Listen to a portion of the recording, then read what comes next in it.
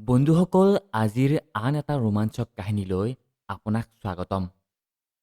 মই বিধৱা আছিলোঁ আৰু অকলেই থাকিছিলোঁ। এবাৰ মোৰ অফিচলৈ দেৰি হৈছিল। সেইকাৰণে মই খৰখেদাকৈ অফিচৰ চিৰি বগাই গৈ আছিলোঁ। তেনেতে মোৰ ভৰি পিছলি গ'ল আৰু মই জোৰেৰে তলত পৰি গ'লোঁ।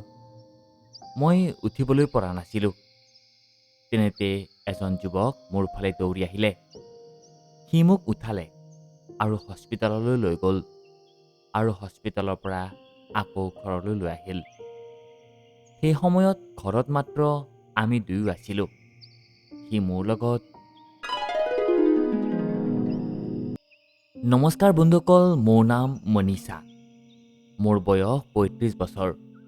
মই বিধৱা। এইটো সময়ত মই মোৰ কৰ্মসূত্ৰে চহৰৰ ভাড়াঘৰত থাকোঁ। মই এটা কোম্পানীত চাকৰি কৰিছিলোঁ। সেই কোম্পানীটোৱে চকলেট বনাইছিল। দেওবাৰৰ দিনা কোম্পানী বন্ধ থাকিছিল। সেইকাৰণে মই সেইদিনা আৰাম কৰিছিলোঁ। সেইদিনা মই ৰাতিপুৱা অলপ দেৰিকৈ উঠিছিলোঁ। খানা বনাইছিলোঁ আৰু কাপোৰ ধুইছিলোঁ। তাৰপিছত সেই কাপোৰ লৈ বেলকনিত শুকাবলৈ গুচি গৈছিলোঁ। সেইদিনা হঠাতে মোৰ চকু সন্মুখৰ ঘৰটোৰ বেলকনিলৈ গ'ল। সন্মুখৰ বেলকনিটোত মই এজন যুৱকক দেখিলোঁ। তেওঁ হয়তো মোতকৈ ১-২ বছৰমান ডাঙৰ হ'ব। হয়তো একে বয়সৰো হ'ব পাৰে। দেখিবলৈ বহুতেই হেণ্ডচাম আছিল। কিন্তু মই আচৰিত এই কথাটোত হৈছিলোঁ যে সি বেলকনিত কাপোৰ মেলি দি আছিল। আমাৰ ইয়াতে প্ৰায় মহিলাহে কাপোৰ মেলি দিবলৈ আহিছিল। কিন্তু মই প্ৰথমবাৰ কোনো পুৰুষক এনেকুৱা কৰা দেখিছিলোঁ। ইয়াৰ আগতে মই সেই বেলকনিটো খালিয়ে দেখিছিলোঁ।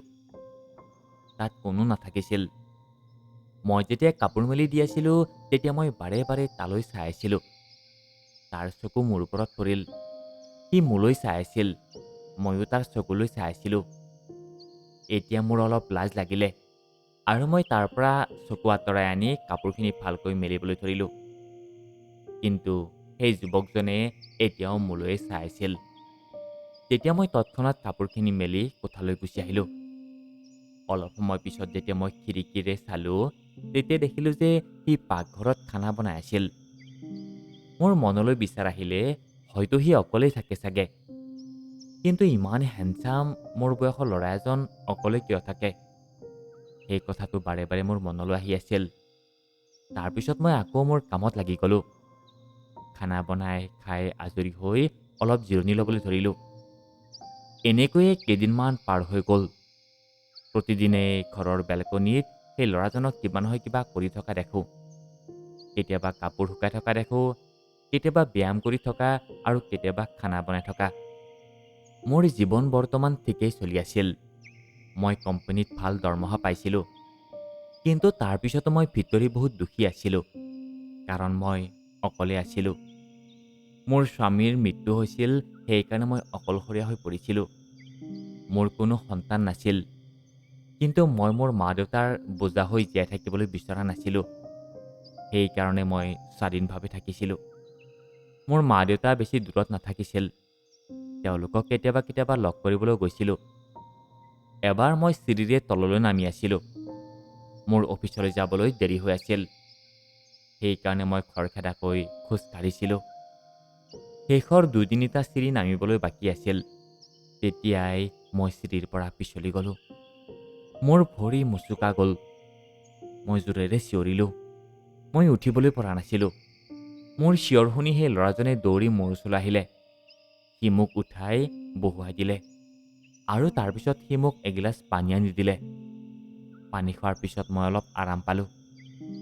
মই তাৰ ফালে চালোঁ আৰু তেতিয়াই মই মন কৰিলোঁ যে সি সেই সন্মুখৰ ল'ৰাজনেই হয়। মোৰ ভৰিত বহুত বিষ হৈ আছিল। মোৰ কাৰণে অকলে হস্পিতাললৈ যোৱাটো অসম্ভৱ আছিল। সি ক'লে, "১ মিনিট ৰখক, মই এতিয়া আহিছোঁ।" সি তৎক্ষণাত পাৰ্কিঙলৈ গ'ল। সি তাৰ কাৰখন লৈ আহিলে আৰু মোৰ সন্মুখত আনি থিয় কৰাই দিলে। সি মোৰ হাতত ধৰিলে আৰু সন্মুখৰ চিটত বহুৱাই দিলে। তাৰপিছত সি গাড়ী চলাই মোক চিধাই হস্পিতাললৈ লৈ গ'ল। মোক গাড়ীৰ পৰা নমালে আৰু ক'লে, "এটা ভৰিত থিয় হৈ থাকক, মই আছোঁ ন।" সিও গাড়ীৰ পৰা নামিলে আৰু মোৰ এখন হাত তাৰ কান্ধত ৰাখিলে আৰু মই তাৰ কান্ধৰ সহায়ত এখন ভৰিৰে লেঙেৰাই খোজকাঢ়িবলৈ ধৰিলোঁ। সি মোক চিধাই হস্পিটেললৈ লৈ গ'ল। মই বিষত ছটফটাই আহিছিলোঁ। ডাক্তৰ আহিলে। ডাক্তৰে মোৰ ভৰিটো এক্সৰে কৰালে, ভালকৈ চেকআপ কৰিলে। বহুত বেছি গম্ভীৰ নাছিল, মাত্ৰ ভৰিটো মোচোকা খাই গৈছিল আৰু ফুলি গৈছিল। ডাক্তৰে মোক সম্পূৰ্ণ এসপ্তাহ জিৰণি ল'বলৈ ক'লে। মোৰ ভৰিত বেণ্ডেজ কৰি দিলে, যাতে ভৰিটো বেছি লৰচৰ কৰিব নোৱাৰোঁ। সেই যুৱকজনে মোৰ বাবে বহুত দৌৰাদৌৰি কৰি আছিল। ডাক্তৰে মোক ইনজেকশ্যন দিলে, কেইটামান দৰৱ লিখিলে, যিকেইটা দৰৱ সেই যুৱকজনে ফাৰ্মাচীৰ পৰা আনিবলৈ গ'ল। ডাক্তৰৰ ফিজো সিয়েই দিলে, কাৰণ সেই সময়ত মোৰ ওচৰত পইচা নাছিল। তাৰপিছত সি মোক আকৌ গাড়ীত বহালে আৰু আমি ঘৰলৈ গুচি আহিলোঁ। মই 2য় মহলাত থাকিছিলোঁ, সেইকাৰণে সি মোক তাৰ কান্ধৰ সহায়ত ওপৰলৈ লৈ আহিলে। সি মোক মোৰ কোঠালৈ আনি চোফাত বহুৱাই দিলে। মই ক'লোঁ, ৰখক, চাহপানী খাই যাওক। সি ক'লে, নাই, আপুনি এনেকৈ চাহ কৰিব নালাগে, পিছত কেতিয়াবা খাম বাৰু, এতিয়া আপুনি মাত্ৰ আৰাম কৰক। মই তাক ধন্যবাদ জনালোঁ। তেতিয়া সি ক'লে, ধন্যবাদ কিহৰ বাবে, আমি ইজনে আনজনক সহায় কৰিবলৈ লাগে। সি বহুত ভালদৰে কথা পাতি আছিল, তাৰ কথা শুনি ভাল লাগি আছিল। সি যেতিয়া ওলাই গ'ল, তেতিয়া মই এখন ভৰিত জোৰ লগাই বেলকনিলৈ আহিলোঁ। সি চিৰি বগাই ওপৰলৈ উঠি আছিল। আমি দুয়ো ইজনে আনজনৰ চকুলৈ চালোঁ আৰু সাধাৰণ মিচিকিয়ালোঁ। তাৰপিছত মই কোঠালৈ আহি আৰাম কৰিলোঁ। ডাক্তৰে এসপ্তাহ সম্পূৰ্ণ আৰাম কৰিবলৈ কৈছিল, সেইকাৰণে মই কোম্পানীলৈ যাবলৈ পৰা নাছিলোঁ। মই অফিচত ফোন কৰি ক'লোঁ যে মোৰ গা ভাল নাই, কেইদিনমান ছুটীত থাকিম। এতিয়া মই ঘৰত আছিলোঁ। নিসংগতা মই অনুভৱ কৰিবলৈ ধৰিছিলোঁ। মোৰ একোৱেই ভাল লগা নাছিল। সেইকাৰণে মই বেলকনিত গৈ চকীত বহি থাকিছিলোঁ। তাৰ পৰাই আমি দুয়োৱে ইজনে আনজনৰ ফালে চাই মিচিকিয়াইছিলোঁ। মাত্ৰ চকুৰ চাৱনি আৰু অলপ চলপ কথাৰ মাজেৰে আমাৰ সম্পৰ্ক অজানিতে গঢ় ল'বলৈ ধৰিছিল। 3য় দিনা দেওবাৰ আছিল আৰু হঠাতে মোৰ ঘৰৰ দুৱাৰৰ বেল বাজিলে। তেতিয়া মই লাহে লাহে আগুৱাই গৈ দৰজা খুলিলোঁ। তেতিয়া মই দেখিলোঁ যে সন্মুখত সেই যুৱকজনে থিয় হৈ আছিল। সি মোৰ ফালে চালে আৰু সাধাৰণ মিচিকিয়ালে। মই তাক ভিতৰত বহিবলৈ ক'লোঁ। সি চোফাত বহিলে। মই ভিতৰলৈ চাহ কৰিবলৈ ক'লোঁ। সি এটা ফুলৰ থোপা লৈ আহিছিল, লগতে অলপ ফল মূলো লৈ আহিছিল। সি ক'লে, মই যোৱা 2-3 দিনৰ পৰা দেখিছোঁ আপোনাৰ ওচৰলৈ কোনো নাই অহা। এনেকুৱা লাগি আছিল যে আপুনি অকলে আছে। সেইকাৰণে মই ভাবিলোঁ যে আপোনালৈ কিবা অলপ লৈ যাওঁ। মোৰ চকু সেমেকি উঠিছিল। মোৰ আৰু তাৰ মাজত কোনো বিশেষ চিনাকি নাছিল, কিন্তু তাৰপিছতে সি মোৰ খবৰ ল'বলৈ আহি আছিল। মোক হস্পিটেললৈ লৈ গৈছিল। তাৰ ব্যৱহাৰৰ পৰা মই আৱেগিক হৈ পৰিছিলোঁ। চাহ হৈ গৈছিল, কিন্তু মোৰ খবৰেই নাছিল।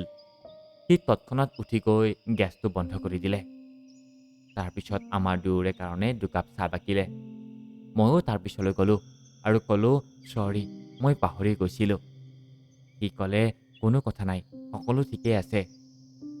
সি বৰ সহজ সৰল স্বভাৱৰ আছিল। সি মোক একাপ চাহ দিলে আৰু একাপ নিজে ল'লে। আমি দুয়ো চোফাত মুখামুখিকৈ বহিলোঁ। চাহ খাই আমি ইজনে আনজনৰ ফালে চাই আছিলোঁ। সি সুধিলে, এতিয়া গাটো কেনেকুৱা পাইছে? মই ক'লোঁ, এতিয়া অলপ ভাল লাগিছে, লাহে লাহেকৈ খোজকাঢ়িবলৈ লৈছোঁ। তাৰপিছত আমি ইজনে আনজনৰ বিষয়ে কথা পাতিবলৈ ধৰিলোঁ। মই তাক ক'লোঁ, মই আপোনাক বহুত দিনৰ পৰা দেখি আছোঁ, আপুনি অকলেই থাকে ন?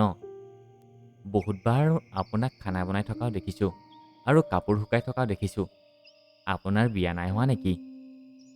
সি ক'লে, হৈছিল, কিন্তু মোৰ পত্নীৰ বিয়াৰ আগতে কোনো পুৰুষৰ লগত প্ৰেম আছিল। তাৰপিছত মই এদিন তাইক ডিভ'ৰ্চ দিলোঁ আৰু ক'লোঁ যে তুমি য'ত সুখী হ'বা তালৈ যোৱা, মোৰ কোনো আপত্তি নাই। তাই তাইৰ প্ৰেমিকৰ লগত গুচি গ'ল। মই তাইক কোনো আমনি নকৰিলোঁ। মোৰ এনেও অকলে থাকিয়েই ভাল লাগে। যদি আমাৰ মন বিশুদ্ধ হয় আৰু আমি যদি কাৰো অপকাৰ নকৰোঁ, তেনেহ'লে আমিও শান্তি পাওঁ। তাইৰ কথা মোৰ বহুত ভাল লাগিল। মই ক'লোঁ, আপুনি ঠিকেই কৈছে, কিন্তু আপুনি এতিয়ালৈকে আপোনাৰ নাম নাই কোৱা। সি মিচিকিয়ালে আৰু ক'লে, মোৰ নাম ৰাজীৱ। মই এখন সৰু গাঁৱৰ ল'ৰা। মই ইয়াতে এটা কোম্পানীত মেনেজাৰ হিচাপে কাম কৰি আছোঁ। তাৰপিছত সি মোক সুধিলে, আপোনাৰ নাম? মই ক'লোঁ, মোৰ নাম মনীষা। মই বিধৱা। বিয়াৰ 6 বছৰ হৈ গৈছিল, কিন্তু কেইটামান বছৰতে মোৰ স্বামীৰ মৃত্যু হৈ গ'ল। মই তেওঁক বহুত ভাল পাইছিলোঁ, সেইকাৰণে দ্বিতীয় বিবাহ কৰাবলৈ মন নগ'ল। মই অকলে থাকোঁ। কেতিয়াবা কেতিয়াবা এই জীৱনটোৱে বৰ কষ্ট দিয়ে। মানুহে লেতেৰা চকুৰে চায়, যাৰ ফলত আৰু বেছি কষ্ট পাওঁ। মোৰ কথা শুনাৰ লগে লগে তাৰ চকুৰ পৰা চকু পানী বৈ আহিল। তাৰপিছত আমি বহুত দেৰিলৈকে কথা পাতিলোঁ।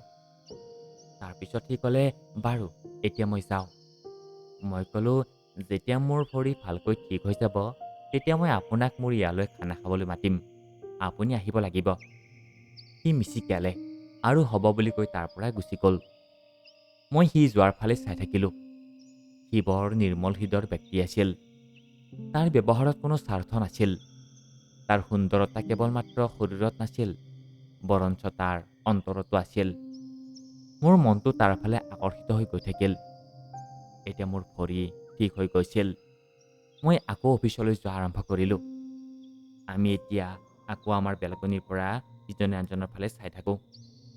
এনেকৈ এদিন দেওবাৰৰ দিনা মই সিদ্ধান্ত ল'লোঁ যে আজি ৰাজীৱক ৰাতিৰ আহাৰৰ বাবে নিমন্ত্ৰণ জনাম। মই যেতিয়া বেলকনিলৈ গ'লোঁ, তেতিয়া দেখিলোঁ যে সি ব্যায়াম কৰি আছে। তাৰ শৰীৰটো বৰ আকৰ্ষণীয় আৰু মজবুত আছিল।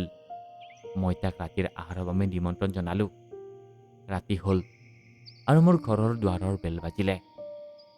বন্ধুসকল, কাহিনীটো শুনি কেনেকুৱা পালে কমেণ্ট কৰি জনাব। আৰু যদি কাহিনীটোৰ পিছৰ খণ্ড শুনিবলৈ বিচাৰিছে, তেনেহ'লে কমেণ্টত দ্বিতীয় বুলি লিখি দিব। কাহিনীটো ভাল লাগিলে লাইক কৰি সকলোকে শ্বেয়াৰ কৰিব আৰু চেনেলটো প্লিজ ছাবস্ক্ৰাইব কৰি দিব। ধন্যবাদ।